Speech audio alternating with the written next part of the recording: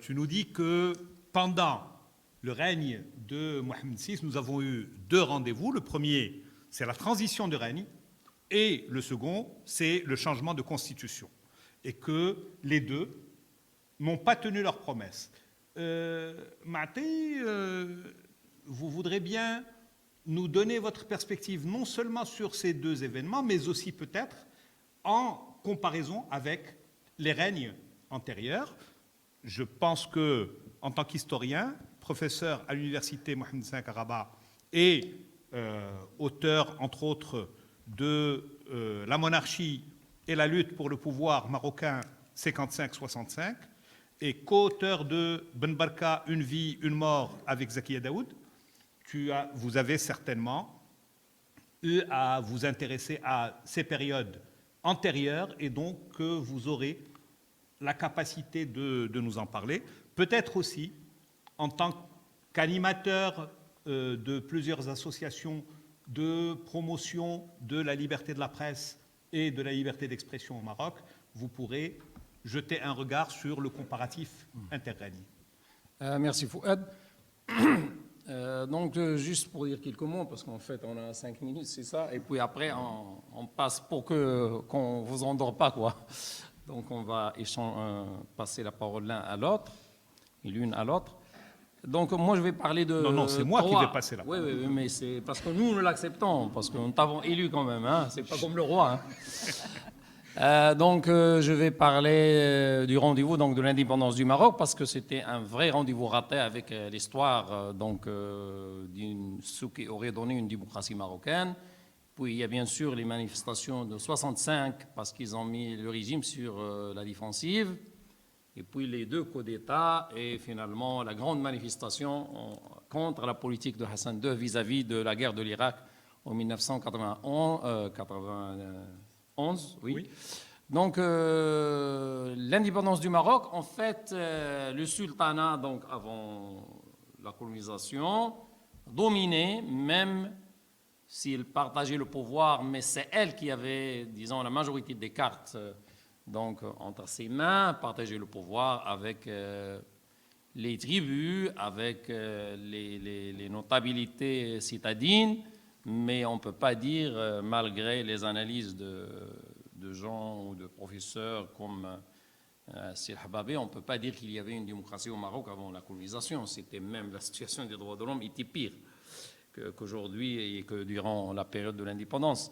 Mais il y a eu donc vraiment une grande possibilité historique de construire une démocratie, et c'était vraiment réel, parce que la lutte pour l'indépendance, dans l'essentiel, n'a pas été menée par la monarchie. Même la monarchie, c'est elle qui avait signé le traité du protectorat, et il a fallu donc l'engagement, tout d'abord, de la résistance armée qui a fini par vers un échec dans les années 30, mais dès les années 30, il y a eu un mouvement national qui luttait pour l'indépendance, et ce mouvement-là a donné plusieurs partis. Dans l'essentiel, c'était le parti de l'Istiqlal, le PDI, le Parti pour la démocratie et l'indépendance, et le Parti communiste marocain. Et donc, à l'indépendance, quand le sultan du Maroc a été ramené sur le trône, parce qu'il a été exilé, parce qu'à la fin, il avait soutenu les revendications de l'indépendance des Marocains, donc il y a eu quand même, disons, un vide du pouvoir après le départ des Français. La seule force organisée, c'était l'Istiqlal, et donc il y avait un rapport de force sur le plan au moins organisationnel en faveur des partis du mouvement de l'indépendance. Donc pendant 5 ans, il y a eu un partage du pouvoir sur le plan pratique, mais pas sur le plan juridique, effectif, donc un partage du pouvoir effectif entre le roi Mohamed V et le mouvement national, représenté surtout par le parti de l'Istiqlal. Seulement, il y a eu bien sûr des divisions au sein du mouvement national. Le mouvement national aussi n'était pas, une bonne partie des leaders n'étaient pas conscients de l'avenir, et que la monarchie pouvait se renforcer et qu'ils pouvaient même perdre ces petits pans de pouvoir qu'ils avaient pendant 5 ans, et donc a été divisée. Les luttes entre les progressistes et les leaders plus conservateurs, comme symbolisé par Ben Barka d'un côté, Allah al-Fassid de l'autre, et Hassan, qui était prince héritier, a construit en dehors du mouvement national une armée qui, au début, c'était 15 000 hommes, puis 5 ans plus tard, ça s'approchait de 50 000 hommes. Et donc voilà, à côté de l'Istiklal, il y a une autre force armée et une autre force organisée qui est l'armée, donc les forces armées royales, plus bien sûr la police, plus l'administration centrale. Et donc on a perdu peu à peu cette opportunité, s'est faufilée entre les mains des Marocains et on n'a pas pu construire donc une démocratie avec l'indépendance, malgré que le rapport de force était en faveur plus de la société que de la monarchie. Disons que Mohamed V était aussi un leader nationaliste, était populaire, et cela lui a permis aussi de jouer des divisions du mouvement national pour refuser une vraie constitutionnalisation du partage de pouvoir qui était de facto, et le mouvement national avait, comme je vous ai dit, une bonne partie du pouvoir jusqu'à la mort de Mohamed V. Puis après, avec Hassan II, donc, il y a eu vraiment... la situation a empiré pour les droits de l'homme, le mouvement national a été exclu du pouvoir d'une façon définitive, et cela va provoquer le premier grand affrontement après l'indépendance entre donc, la société menée par les jeunes, donc comme a dit Fouad, donc le 23 mars 1965, mais ça a été une opportunité pour rétablir la situation, et Hassan II a donné des signes. Donc il a envoyé l'un de ses cousins rencontrer Ben Barka. Il a commencé à négocier avec Abdelrahim Bouabeid et d'autres leaders nationalistes, et Al-Fassi, etc., pour un gouvernement d'union nationale, mais en fait, il n'a pas voulu lâcher du pouvoir. Il voulait qu'il entre au gouvernement sans condition et qu'on continue comme avant, alors que la gauche du mouvement national a cru qu'en suspendant le Parlement, qu'il allait vraiment donner la possibilité d'élire de nouvelles institutions et qu'il y aurait peut-être l'établissement d'une démocratie au Maroc. En fait, ça a très mal fini parce qu'avec la suspension des institutions donc, constitutionnelles, le régime nous amène donc vers...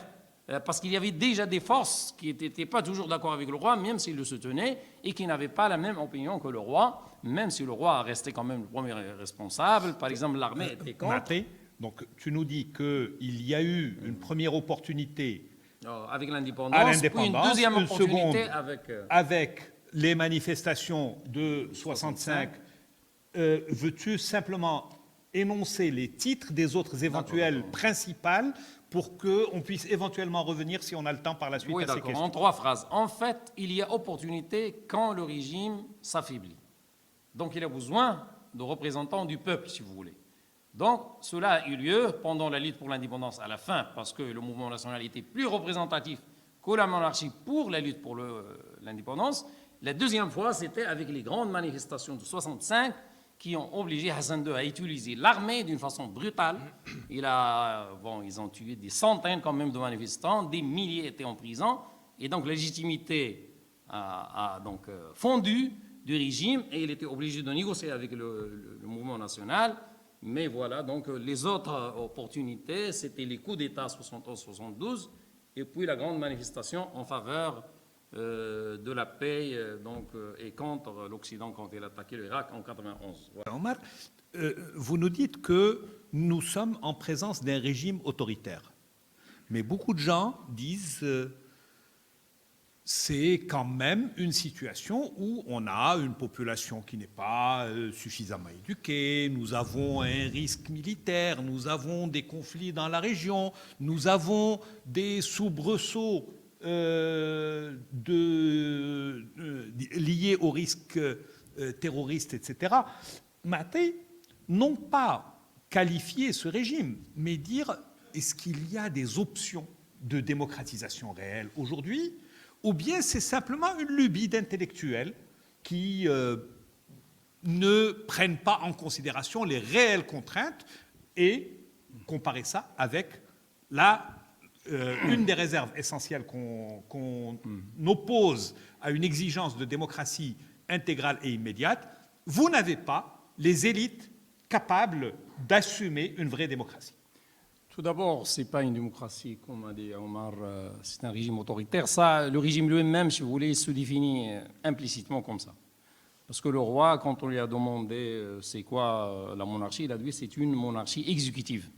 mais en fait, il a oublié de dire que c'est une monarchie législative et judiciaire. Ce n'est pas seulement parce que si on dit exécutive, c'est qu'il va exécuter les décisions des autres pouvoirs. Mais c'est pas seulement, mais il l'a dit, exécutive, c'est-à-dire elle a tous les pouvoirs exécutifs. Seulement, le roi, il est lui-même donc le chef du Conseil suprême de l'autorité judiciaire, et à travers le secrétariat général du gouvernement, c'est lui qui produit l'essentiel des lois, alors que dans la Constitution, c'est le Parlement. Par exemple, il y a dans la dernière Constitution donc, de 2011, c'est une c'est une Constitution beaucoup plus évoluée, disons plus démocratique, moins autoritaire que les autres constitutions d'avant, mais en même temps, il est plein d'ambiguïtés et de contradictions, et ça a été fait exprès. Parce qu'en fait, les derniers rédacteurs donc de cette Constitution, ce n'était pas la commission officielle, que tout le monde connaissait, mais le roi lui-même et ses amis proches. Donc ils ont mis plein de choses. Pourquoi? Parce qu'ils ne savaient pas comment le rapport de force allait. Est-ce que la rue allait continuer à manifester? On aurait eu peut-être une démocratie, avec donc une interprétation démocratique de la Constitution. Donc il était ambigu pour ça et plein de contradictions. En plus, c'est la seule constitution que je connais qui n'est pas vraiment une constitution, c'est-à-dire il renvoie à beaucoup de... 20 fois, il renvoie à des lois qui vont expliquer ce que ça veut dire la constitution. Donc en fait, c'est une constitution qui allait être écrite selon le rapport de force, parce qu'ils sont très prévoyants, très lucides. C'est une monarchie quand même qui a 4 siècles derrière elle et qui a beaucoup de savoir-faire, si vous voulez, sur le plan politique. Donc, pour parler, par exemple, il y a, oui, une société illettrée, mais une société illettrée, c'était quand même stratégique pour Hassan II. Hassan II voulait que la société reste traditionnelle. Et il a vu que l'école moderne, donc l'instruction publique... La loi dit que nul ne peut se prévaloir de ses propres turpitudes, et donc tu as raison donc, pour imputer cette responsabilité. Mais le fait est là. Est-ce que, pour l'historien, donner la démocratie à un peuple qui est, dans une large part, illettré et dont les élites sont réputées ne pas être très crédibles, te semble admissible? Tout d'abord, la démocratie ne se donne pas, ça s'arrache, comme tu le sais toi-même. Donc, il n'y a pas eu jamais de rapport de force assez fort en faveur du peuple et de l'opposition pro-démocratique pour arracher la démocratie. Deuxièmement, pour la pauvreté, l'éducation, etc., le Sénégal, qui est plus pauvre et moins instruit que le Maroc, la société, il y a une démocratie réelle depuis maintenant, 35 ans quand même. L'Inde, c'est la plus grande démocratie du monde, mais où il y a des poches de pauvreté et d'illettrisme pire que le Maroc. Donc ça dépend aussi de la volonté politique des élites. Il n'y a pas seulement la réalité... Est-ce que ces élites veulent vraiment la démocratie? Seulement, nous, on a eu un roi très intelligent qui est Hassan II. Il savait que l'école pouvait renier et grignoter la base sociologique de la monarchie. Il a tout fait pour limiter les effets de l'instruction publique et de la modernisation des esprits sur les Marocains. Il l'a dit officiellement, suite donc, dans son discours, suite aux manifestations de 65, donc le 29 mars 1965, il a bien dit « Il valait mieux que vous soyez tous des illettrés, c'est mieux pour l'État. » Et il n'y a pas pire pour l'État que les pseudo-intellectuels, c'est-à-dire les intellectuels. Martin. Donc, ce que nous avons donc, vu à la fin 2006 et au début 2007, c'est que le pouvoir marocain a toujours utilisé les clivages, c'est-à-dire les divisions au sein de la société, pour se maintenir au pouvoir, pour maintenir ces pouvoirs qui ne sont pas de nature démocratique, afin qu'ils puissent réprimer, etc. Il faut, enfin, en fait, c'est le slogan, le credo multiséculaire de diviser pour régner. Avant les temps modernes, c'était diviser les tribus, les dresser les unes contre les autres. Et ça, c'est dans les archives du Merzan, c'est très clair, quoi. Et par exemple, le Merzan empêchait les fédérations de tribus, même s'ils étaient favorables à l'économie, parce qu'une fédération de tribus, ça organise mieux le territoire sur le plan économique, et même pour l'État, c'était bien, parce qu'il établissait plus la paix, etc. Mais le Merzan avait horreur des unions. Donc, il divisait ces fédérations, il les attaquait, etc. Pour les partis politiques, à chaque fois qu'il y a un parti politique ou un courant idéologique depuis l'indépendance qui est fort, on crée un parti donc par l'État contre ce parti-là. Il mène la propagande contre la principale idéologie dans la société. Par exemple, les années 60, c'était le nationalisme. Donc Hassan II fait créer par son ami le plus proche le Front donc, pour la défense des institutions constitutionnelles qui s'appelle le FDIC et qui était un parti soi-disant, au moins c'était son idéologie donc, officielle, libérale et universaliste, donc contre le nationalisme. Plus tard, il y a eu donc, comme courant politique durant les années 70 et 80, l'UCFP et donc le courant socialiste en général, la gauche révolutionnaire dans l'université. Hassan II fait créer par un autre ami à lui et beau-frère un parti libéral sur le plan économique et sur le plan des idées générales contre ce socialisme-là. Avec Mohamed VI, qu'est-ce qu'on trouve comme majorité au sein de la société? C'est l'islamisme. Et donc, Mohamed VI ne trouve pas mieux que la méthode de son père de faire créer par son ami le plus proche, comme tout à fait Hassan II, un parti séculariste. Imaginez un parti séculariste qui défend quand même que la religion et la politique ne doivent jamais se réunir, sauf entre les mains du roi. C'est-à-dire, ce parti-là fait de la commanderie des croyants, donc de l'Imarat al-Mu'minin, l'essentiel et la base même du pouvoir de Mohamed VI. Donc nous avons vu que les choses comme ça dure, ils ont trop duré, et que de toute façon, on n'a pas assez de rapports de force si on se limite aux libéraux, aux laïcs, et on a pensé que les islamistes qui reconnaissent ou qui acceptent un cahier de charges démocratique, qui acceptent la pluralité, qui acceptent le débat, qui acceptent les droits des femmes, etc., pourquoi ne pas les intégrer, mais dans un cadre pas formel, dans une sorte de négociation entre élites islamistes et laïques, pour pouvoir qu'est-ce qu'on peut faire ensemble pour renforcer le rapport de force en faveur de la société, afin peut-être d'imposer la démocratie donc, à la monarchie. Et bien sûr, le régime a compris ça. Et il a fait beaucoup de pression donc, sur le centre Benoît-Roche, par exemple, qui a été obligé de fermer ses portes donc, en novembre 2014.